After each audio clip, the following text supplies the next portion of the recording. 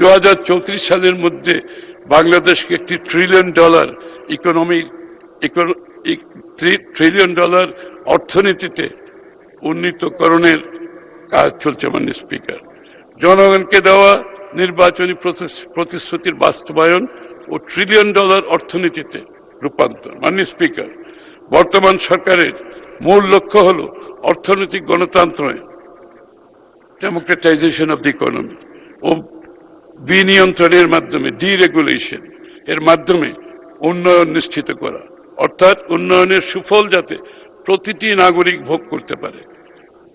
বাংলাদেশের অর্থনৈতিক কর্মকাণ্ডে যাতে প্রতিটি নাগরিক অংশগ্রহণ করতে পারে।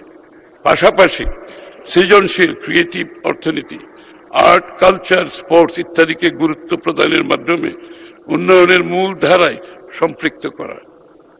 এই জন্য সরকারের উন্নয়নের অন্যতম স্লোগান হল 2034 সালের মধ্যে $1 ট্রিলিয়ন অর্থনীতিতে পরিণত করা, যা অর্জনে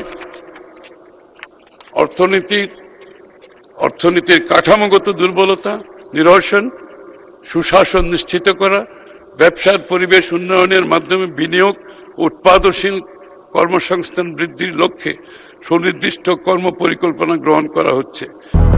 200-র বেশি সার্ভিস ও ফিচারে লেনদেনের সব বিকাশ অ্যাপে সম্ভব।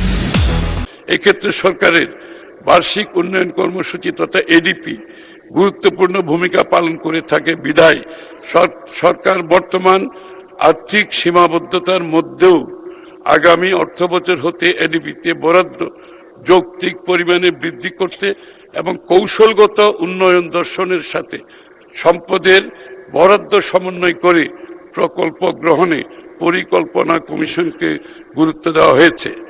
এর পাশাপাশি চলমান প্রকল্পগুলোকে পর্যালোচনা করে জনগুরুত্বহীন বহুদিন ধরে চলমান অর্থায়ন বিবর্জিত জম্বি প্রকল্প চিহ্নিত করে বাতিলের উদ্যোগ গ্রহণ করা হয়েছে। মাননীয় স্পিকার, প্রকল্পের সম্ভাব্যতা যাচাই, এর গুণগত মান বৃদ্ধি, প্রকল্প বাস্তবায়ন কাল মেনে চলা এবং বাস্তবায়নের হার পরিবীক্ষণ ব্যবস্থাকে শক্তিশালী করার পদক্ষেপ নেওয়া হয়েছে। মাননীয় স্পিকার, সরকার রাজস্ব আহরণে স্বচ্ছতা ও সুশাসন নিশ্চিতকরণে উদ্যোগ গ্রহণ করেছে। আমাদের সরকারের এক্ষেত্রে একটি অনুসৃত সামাজিক চুক্তির সোশ্যাল কন্ট্রাক্ট প্রতিপাদ্য হল রাজস্ব আদায়ে আনতে হবে স্বচ্ছতা, সরকারের ব্যয়ের সুবিধা সমূহ বেনিফিটস হবে দৃশ্যমান এবং নীতি হবে সামনে এগিয়ে চলার। এর মাধ্যমে রাজস্ব জিডিপি অনুপাত বাড়িয়ে উন্নয়ন অর্থায়ন করে ঋণ নির্ভরতা ধীরে ধীরে কমিয়ে আনা, জনগণকে তাদের প্রদেয় করের বিনিময়ে সুশাসন, নিরাপদ ও উন্নত জীবনের নিশ্চয়তা বিধান করা, রাজস্ব ব্যবস্থাপনা জনবান্ধব করার মাধ্যমে জনগণকে কর প্রদানে উৎসাহিত করে ক্রমান্বয়ে রাজস্ব জিডিপি অনুপাত 2034 সালে 15% নিয়ে যাওয়া এই সরকারের অন্যতম লক্ষ্য। আমরা জানি রাজস্বর বিষয়টা অন্যতম সেন্সিটিভ বিষয়, এই ব্যাপারে আমরা অত্যন্ত মনোযোগী। মাননীয় স্পিকার।